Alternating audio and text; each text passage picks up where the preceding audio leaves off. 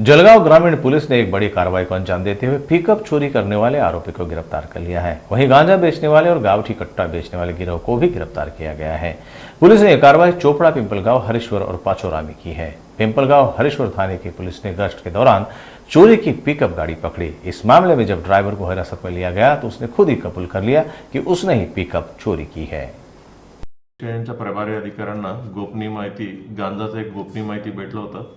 गांजाचं गोपनीय माहिती भेटल्यानंतर आडावत पोलीस स्टेशनचा प्रभारी अधिकारी आणि त्यांचा स्टाफ विष्णुपुरा चोपडा याचा एका घरामध्ये त्यांनी शोध घेतला की त्याच्यामध्ये राहणारे साईसिंग बरेला त्यांना त्या माणसं त्या घरामध्ये सापडला आणि घरामध्ये सर्च केल्यानंतर 66 किलो 300 ग्राम गांजा त्यांच्याकडनं जप्त करण्यात आलेला आहे आणि सर्व मुद्देमाल 11 लाख जवळपास मुद्देमाल जप्त करण्यात आलेला आहे।